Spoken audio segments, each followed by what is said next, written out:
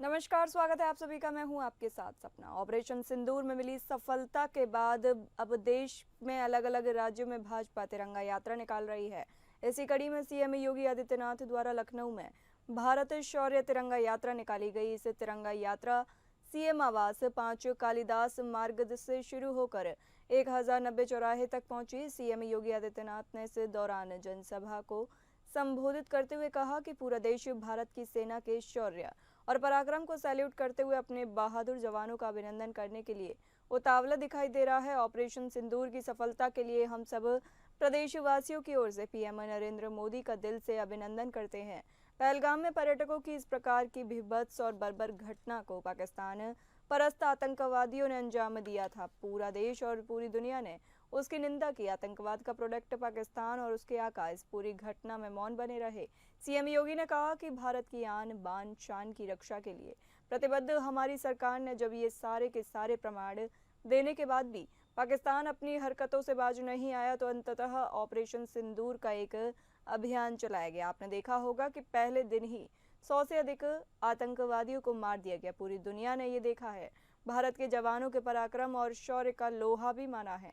पाकिस्तान द्वारा की गई हिमाकत का जिस मजबूती के साथ भारत के जवानों ने, चाहे वो हमारी थल सेना हो या वायु सेना या नेवी रही हो, सभी ने मजबूती के साथ मुकाबला किया है। इसी के सम्मान में आज पूरे देश के अंदर भारतीय जनता पार्टी के द्वारा तिरंगा यात्रा प्रारंभ की गई है।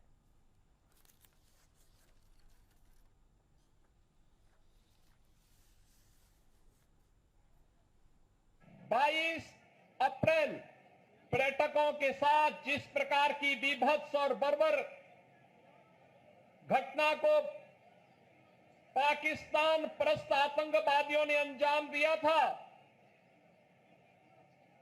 पूरा देश और पूरी दुनिया ने उसकी निंदा की थी।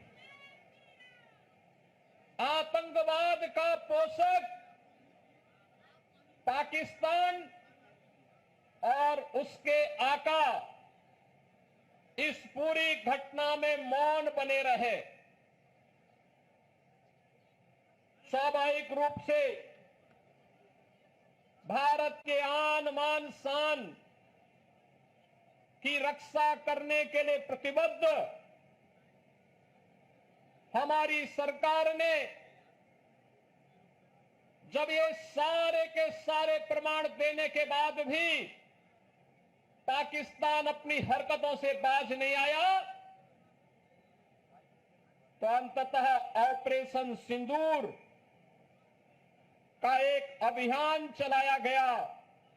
और आपने देखा होगा कि पहले दिन ही 100 से अधिक आतंकियों को और उनके परिवार से जुड़े हुए उन लोगों को जो प्रत्यक्ष रूप से इस पूरे आतंकी घटनाक्रम पर आतंकवाद के विष बेल को पालने पोषने में योगदान दे रहे थे, उनको जिस तरीके से उनके विभत्स कृत्य की सजा दी गई, ये पूरे देश ने भी और पूरी दुनिया ने देखा है और भारत की सेना के बहादुर जवानों के पराक्रम और शौर्य का लोहा भी माना है। इसी के साथ ही ज्यादा जानकारी के लिए हमारे विशेष संवाददाता आनंद सिंह हमसे जुड़े हैं। आनंद सिंह, आपसे जानेंगे इस यात्रा का क्या मकसद है? विपक्ष इस पर सियासत करने का आरोप भी लगा रहा है। बिल्कुल, देखिए सपना, जिस तरह से जो भारतीय सशस्त्र बलों ने जिस तरह की कार्रवाई पाकिस्तान के खिलाफ की है, पहलगाम जो आतंकी हमला हुआ था उसके विरोध में जिस कार्रवाई को भारतीय सशस्त्र बलों ने अंजाम दिया और जिस सटीकता के साथ अंजाम दिया है, उसके बाद उसको लेकर इस तिरंगा यात्रा का आयोजन किया गया था। मुख्यमंत्री योगी आदित्यनाथ ने अपने सरकारी आवास जो राजधानी लखनऊ में 5 कालिदास मार्ग, वहां से इस तिरंगा यात्रा को हरी झंडी दिखाई। खुद भी वो उसमें शामिल रहे। एक तरह से जो हमारे सैन्य कर्मी हैं, जो हमारे जवान हैं, उनके शौर्य की कहानी कहने के लिए इस तिरंगा यात्रा का आयोजन किया गया था, जिसमें न सिर्फ मुख्यमंत्री योगी आदित्यनाथ बल्कि सरकार के तमाम दूसरे मंत्री, स्कूलों के छात्र और तमाम बड़ी संख्या में जो वॉलंटियर थे, कार्यकर्ता थे, तमाम जो लोग थे वो उसमें शामिल हुए। और उन्होंने एक तरह से आप कह सकती हैं कि सल्यूट दिया है सेना के जवानों को, सेना के उन बलिदानियों को जिन्होंने इस ऑपरेशन सिंदूर को पूरे हद तक सफल बनाया। जी, बहुत बहुत धन्यवाद आनंद सिंह, यह जानकारी हमें देने के लिए।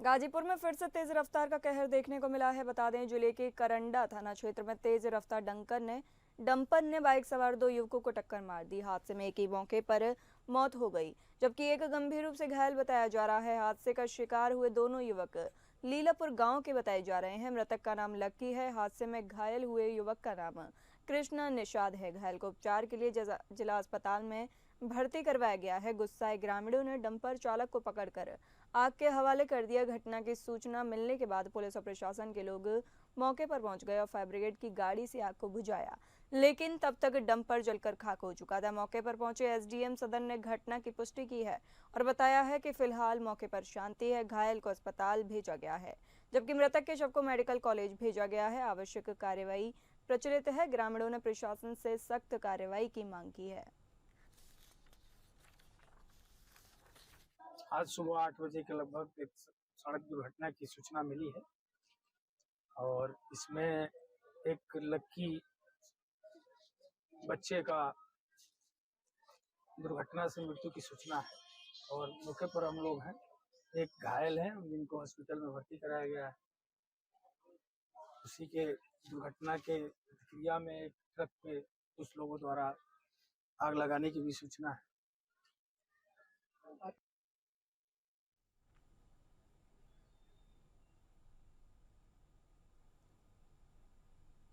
अंबेडकर जिले में बीते 4 दिन पहले हुई सनसनीखेज हत्या का पुलिस ने खुलासा किया है। पिता के अपमान का बदला लेने के लिए बेटे ने इस वारदात को अंजाम दिया था। सार्वजनिक रूप से पिता को थप्पड़ मारने पर बेटे ने अपने साथियों के साथ मिलकर मारने वाले को पीट कर मौत के घाट उतार दिया। पुलिस ने पूरी वारदात का खुलासा करते हुए 6 लोगों को गिरफ्तार कर लिया है। 6 मई को गाँव में बारात में ऑर्केस्ट्रा के दौरान 2 लोगों में विवाद हो गया, जिसमें राजू यादव के पिता भी शामिल थे। दूसरे पक्ष के लोगों ने उन्हें थप्पड़ जड़ दिया। बीच बचाव करने के बाद किसी तरह समझौता कर दिया गया, लेकिन घटना के मुख्य आरोपी राजू यादव के झगड़े की भनक लगी तो आरोपी ने विपक्षी संजय यादव को सबक सिखाने के लिए अपने अन्य साथियों के साथ मिलकर साजिश रची। पुलिस घटना में प्रयुक्त वीजा कार और लोहे की पाइप बरामद कर 6 लोगों को जेल भेज दिया है।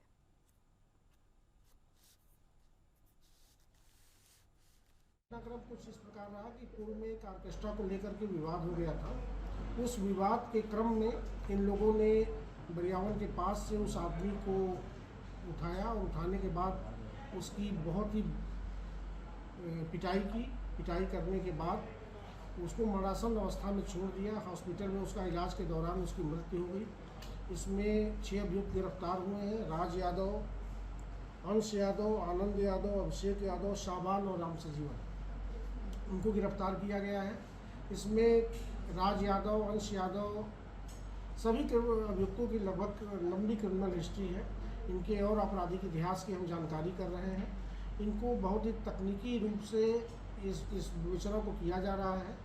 जल्द ही इस विवेचना में अन्य अभियुक्तों की गिरफ्तारी करके इसमें आरोप पत्र लगा करके फास्ट ट्रैक कोर्ट में इसका ट्रायल कराकर इसमें सजा कराएंगे।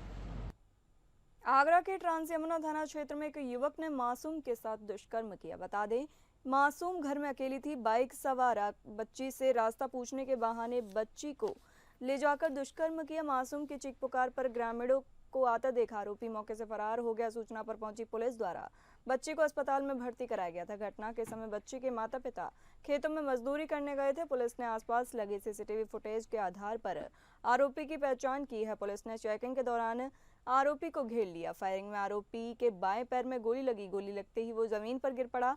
पुलिस ने घायल को इलाज के लिए अस्पताल में भर्ती कराया है।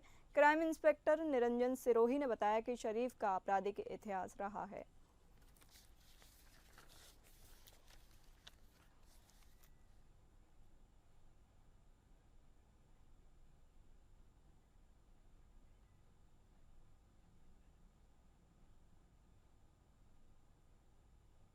खबर हरदोई से है, जहां गन्ने के खेत में लापता युवक का शव मिला। घटना की सूचना पुलिस को मिली। पुलिस ने मौके पर पहुंचकर शव को बरामद कर लिया। युवक की पहचान निवासी ग्राम अब्दुल्लापुर का रहने वाला 45 वर्षीय रामपाल पुत्र मेवाराम के रूप में हुई है। मेवाराम अचानक 2 दिन पहले घर से लापता हो गया। उसको काफी ढूंढा गया परंतु वह नहीं मिला। परिजनों ने कोतवाली में गुमशुदगी की तहरीर भी दी, लेकिन गन्ने के खेत में बकरी चराने गई एक महिला ने पुलिस को सूचना दी। सूचना पाकर प्रभारी निरीक्षक ब्रजेश कुमार राय और क्षेत्राधिकारी अनुज कुमार मिश्रा मौके पर पहुंचे और घटना स्थल का बारीकी से निरीक्षण किया। मृतक की पत्नी ने बताया कि उसके पति ने रतिराम और उसके एक साथी सुरेश के साथ गांजा पिया, जबकि उसका पति कभी भी गांजा नहीं पीता। पत्नी ने पति की हत्या की आशंका जताई है क्योंकि शव को घसीट कर लाया गया और गन्ने के खेत में छुपाया गया। इससे स्पष्ट होता है कि रामपाल की हत्या की गई। पुलिस बारीकी से मामले की जांच पड़ताल कर रही है।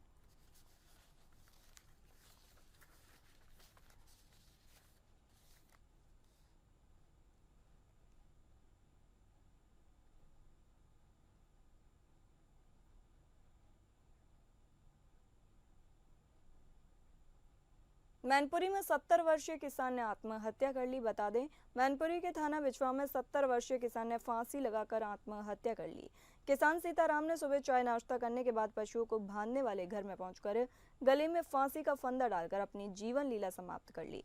किसान के परिजनों को जब सूचना मिली तो वह आनन फानन पर मौके पर पहुंचे। किसान के शव को लटकता देख पूरे परिवार में कोहराम मच गया। घटना की सूचना थाना पुलिस को दी गई। मौके पर पहुंची पुलिस ने शव को कब्जे में लेकर पोस्टमार्टम के लिए भेजा है। बताया जाता है कि सीताराम धार्मिक प्रवृत्ति के व्यक्ति थे जो खेतीबाड़ी का काम करते थे। सीताराम पर गांव के ही सूदखोरों का 3,50,000 रुपए का कर्ज था, जिसके चलते वह हमेशा टेंशन में रहते थे। कभी कभी वे अपने बेटों को भी कर्ज को लेकर डांट फटकार लगाते थे। कभी कभी अपनी जमीन को बेचने की बात भी वो किया करते थे। अभी ये तो नहीं पता कैसे की, लेकिन ये रोज जाए का कहता थे कि तूने कर्ज कर लो तो और घास हदी है खेती में कसवा है ना।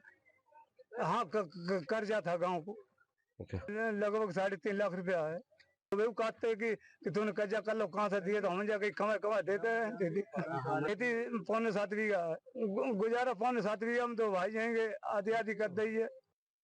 मैनपुरी में एक पत्नी का तांडव देखने को मिला। बताते चलें कि पत्नी ने पति को चप्पलों से पीटकर जान से मारने की धमकी दी। पीड़ित पति का नाम योगेंद्र है। योगेंद्र की शादी पिछले महीने युवक की 14 अप्रैल को मैनपुरी के ही थाना बेवर के रामबाग निवासी प्रियंका से हुई थी। दोनों की शादी को आज एक दिन कम 1 महीना ही हुआ। पति पत्नी के बीच मारपीट का वीडियो सोशल मीडिया पर तेजी से वायरल हो रहा है। वीडियो में पत्नी प्रियंका पति योगेंद्र को बार बार मारने के लिए उकसा रही है, जबकि पति योगेंद्र गेट बंद करके बाहर भागने की कोशिश कर रहा है। वीडियो में प्रियंका पति योगेंद्र को बार बार शराब पीने के लिए मना भी कर रही है और न सुधरने पर जान से मारने की धमकी दे रही है। वहीं योगेंद्र और उसका परिवार प्रियंका पर प्रॉपर्टी से संबंधित विवाद करने की बात कह रहे हैं। फिलहाल दोनों पति पत्नी का विवाद थाने में पहुंच गया है, जहां एक दूसरे के परिजन समझौते का प्रयास कर रहे हैं।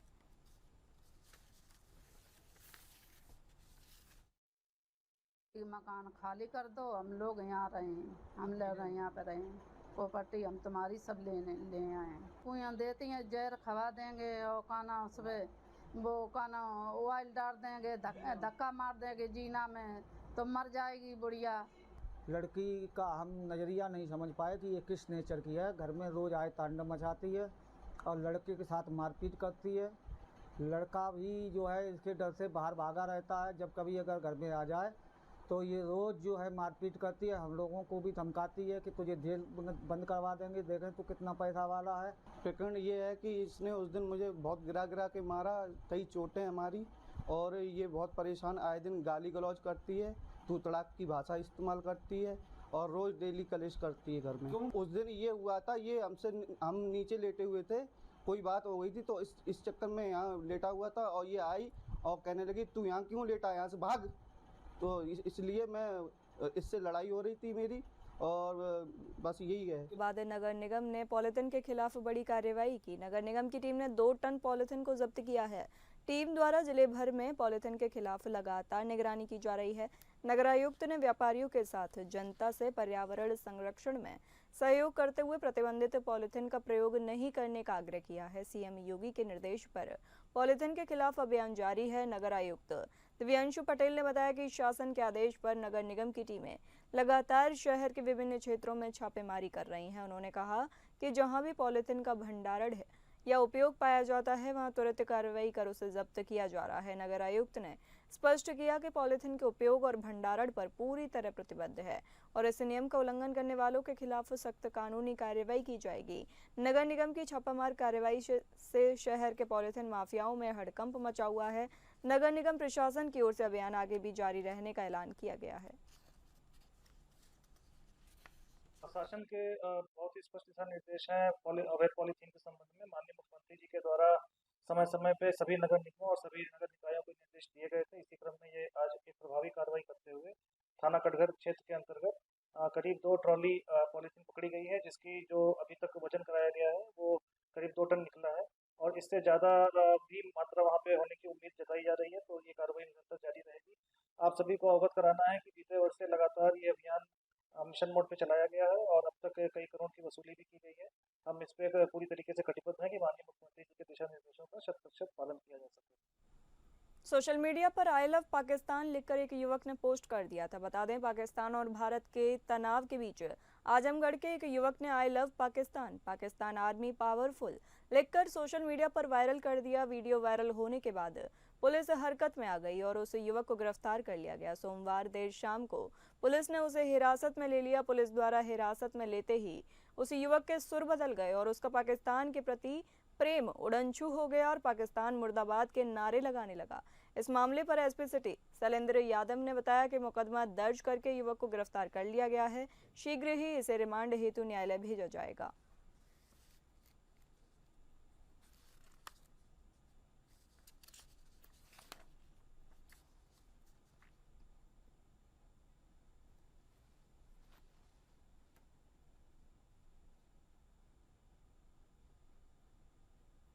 खबर चंदौली से है, जहां चंदौली डीडीयू जीआरपी की टीम ने बड़ी कामयाबी हासिल की। रेलवे पुलिस ने मोबाइल चोरी के एक अंतर्राज्यीय रैकेट का पर्दाफाश किया। जीआरपी टीम ने चेकिंग अभियान चलाया। चेकिंग अभियान के दौरान पश्चिम बंगाल के शातिर चोर साजन शेख को गिरफ्तार किया गया है, जिसके पास से 61 महंगे ब्रांडेड मोबाइल फोन बरामद किए हैं। इनकी अनुमानित कीमत करीब 20 लाख रुपए आंकी गई है। गिरफ्तार आरोपी ट्रेनों में सफर कर रहे यात्रियों के मोबाइल फोन चुराकर उन्हें ऊंचे दामों पर बेचने का काम करते थे। पुलिस को यह कामयाबी जीटीआर ब्रिज के नीचे चेकिंग के दौरान मिली। अब साजन चोरी किए गए मोबाइल की बड़ी खेप लेकर पश्चिम बंगाल वापस लौटने की फिराक में था।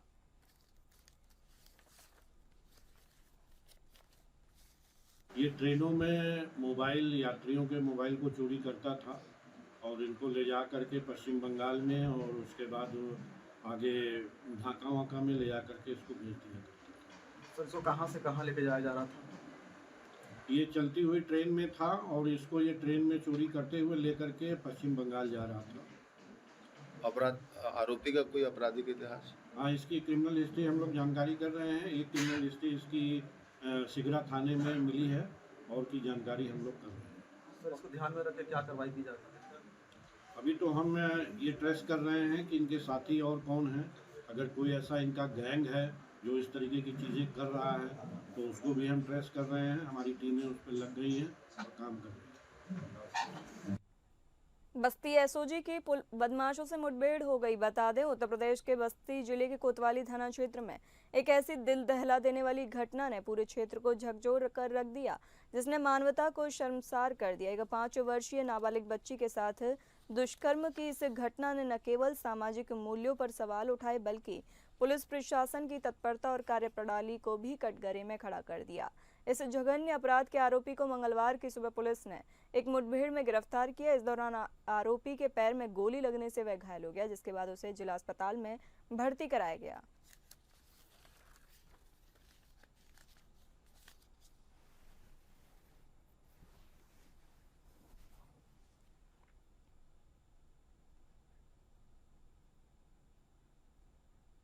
अंबेडकर नगर में तेज रफ्तार का कहर देखने को मिला। बता दें, जिले में बढ़ती सड़क दुर्घटनाओं के मामले कम नहीं हो रहे।